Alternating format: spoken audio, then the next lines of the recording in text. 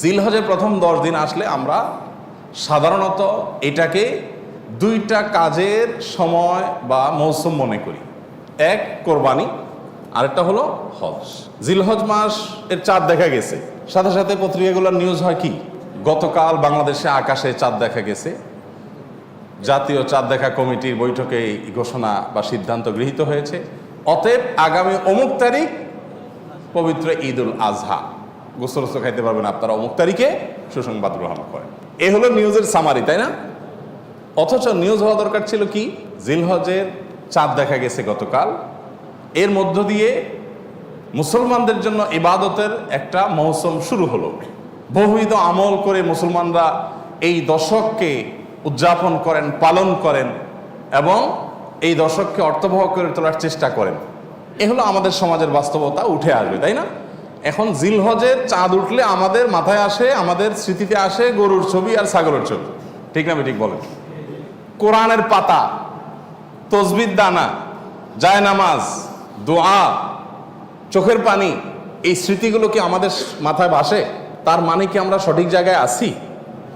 জিলহজের প্রথম দশকের চাঁদ ওঠার সঙ্গে সঙ্গে আমার স্মৃতিতে যা ভাসা উচিত তা কি ভাসছে? ভাসছে যেটা, সেটা ঠিক আছে, কিন্তু শুধু সেটা ভাষাটা ভুল। জিলহজের প্রথম দশকের চাঁদ ওঠা মানেই হলো দাঁতে কচমচ করা গোশত খাবো। কেন গোশত খাবেন? ভালো কথা। গোশত খাওয়ার আগে কাজ করেন, কাজ না করে খাবেন কোত্থেকে? আল্লাহ, কখনো কখনো আল্লাহর বান্দাদের থেকে আল্লাহ এমন এমন কথা বলায় নেন যেটা আসলে ইমান জায়গা নিয়ে। গত কয়েকদিন আগে আমার মা বেড়াতে আসছেন, উনি একটা কথা বললেন। সকাল নাস্তা করতে করতে 10টা-11টা বেজে গেছে। নাস্তা করার পর আবার একটু পরে জোর পরে দুপুরে খানা খাইতে বসলাম আমরা। তো আম্মা হঠাৎ করে বললেন যে, বাবা, নাস্তা খাওয়ার পর থেকে দুপুরে খাইতে বসলাম, একটু আগে নাস্তা খেলাম, এখন আবার ভাত খাইতে বসলাম, এর মধ্যে কি এমন কাজ করছি যে আমি আবার ভাত খাওয়ার উপযুক্ত হয়েছি? নাস্তা খাইছি কেন? শরীরে এনার্জি তৈরি করছি, এই জন্যই তো। এই এনার্জি দিয়ে আল্লাহর কে ইবাদত করছি যে আল্লাহর আরেকটা নামে তখন খাইতে বসছি? কোন মুখে? আগে যেটা খেয়েছি সেটার একটা হক তো আদায় করবো, কিছু ভালো কাজ তো করবো, তারপরে না আবার এনার্জির জন্য আমি খাওয়া দাওয়া করবো। আগেরটা করছি, করে এখন আবারটা খেতে বসছি, মাঝখানে আমার অ্যাচিভমেন্টটা কি, অর্জনটা কি? আমি চিন্তা করলাম যে কত বড় কথা।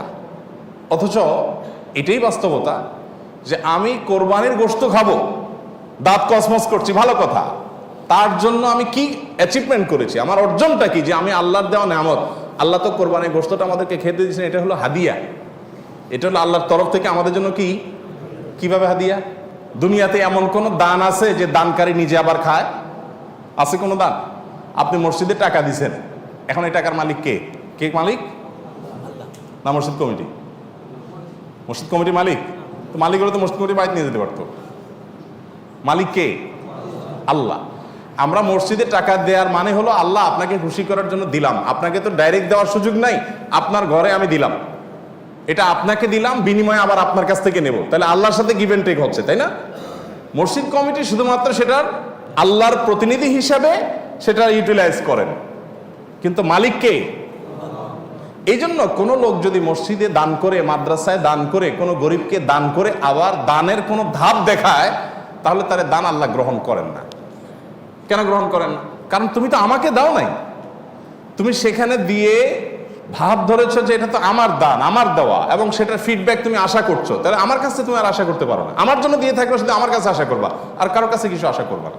তো আল্লাহ রাব্বুল আলামিনের দান, আল্লাহর জন্য দেওয়া, যত অপশন আছে আপনি দেখেন। আপনি একটা গরিবকে কিছু টাকা দিলেন, দেওয়ার পর আবার সেটা আপনি ফেরত নিতে পারেন, এটা তার হয়ে যায়। মসজিদে দিয়ে দিয়েছেন, মসজিদের হয়ে গেছে, মাদ্রাসা দিয়ে দিয়েছেন, মাদ্রাসার হয়ে গেছে। যত দান আছে দেওয়ার পরে সেটা নেওয়ার সুযোগ আছে, একটা দান শুধু আছে, একটা দান, সেটা হলো কোরবানি। যে দান করার সময় আপনি বলছেন বিসমিল্লাহ আল্লাহু আকবার, আল্লাহুম্মা মিনকা ওয়া লাক, আল্লাহ এই পশু আপনার থেকেই পাইছি, আবার আপনার উদ্দেশ্যে এটা আমি জবাই করে দিছি, এর কোনো কিছু আমার আশা নাই, আমি আপনার উদ্দেশ্যে দিয়ে দিছি। এটা আমি নিজের বাসায় গোশত কিনতে হয় সেজন্য জবাই করি নাই, আমি আপনার নির্দেশ পালনার্থে জবাই করেছি। তাহলে এই গোশতগুলো মূলত আমাদের কাছে আর ফিরে আসার কথা? এটা তো সব আল্লাহর পক্ষ থেকে গরিবদেরকে দান করার কথা, তাই না?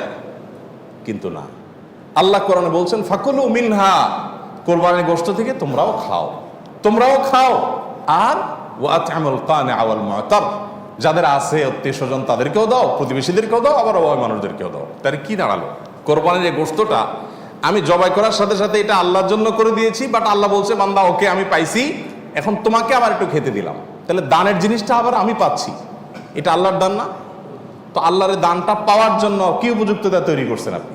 আমাদের এই প্রশ্ন বিবেকে জাগা উচিত যে আমি কি উপযুক্ত তৈরি করেছি। এই জিলহজের প্রথম 10টি দিন ইবাদত বন্দিগি করার মাধ্যমে আল্লাহর সেই উপঢৌকন পাওয়ার উপযুক্ততা আমার মধ্যে তৈরি হবে।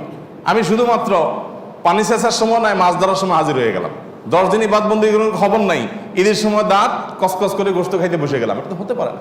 দেখেন, ইসলামের সৌন্দর্যের একটা দিক হলো এটি যে আপনি রমাদান জুড়ে ইবাদত করবেন, সারা রমাদান জুড়ে পরিশ্রম করবেন, এরপর আল্লাহ তাআলা বলবেন, বান্দা জান্নাতের আনন্দ তো পরে, নগদ তোমাকে একটা ঈদ দিলাম, আনন্দ করো। বলেন, ঈদের আনন্দের যে নির্মলতা, ঈদের আনন্দের যে আপনার অনুভূতি, এই অনুভবটা অন্য কোনো আনন্দে পাওয়া যায়? পাওয়া যায়। মানুষ ঈদের বিকল্প দাঁড় করানোর জন্য বহু চেষ্টা করে, অমুক দিবস তমুক দিবস, হান তান, কিন্তু কোনোটাতেই আসলে ঈদের জায়গাটা কখনো পূরণ করা যায় সম্ভব না। আল্লাহ তাআলা নিজে বান্দাকে অলৌকিক এক আনন্দ দেন, লৌকিক কোনো আনন্দ না। এখানে এই আনন্দটা ভেতর থেকে আসে, গরিব ধনী সবার মধ্যে আসে। তো এটা যে দিচ্ছেন আল্লাহ তাআলা, তার জন্য আগে একটা ইবাদতের মৌসুম রেখেছেন। রমাদানের 30 দিনের মৌসুম, আর এই ঈদুল আজহাতে 10 দিনের মৌসুম। এই পুরো সময় ইবাদত বন্দী করবেন, এরপর আপনি ঈদ উদযাপন করার জন্য নিজেকে উপযুক্ত হিসাবে আশা করতে পারেন। আল্লাহ আমাদেরকে তৌফিক দান করুন।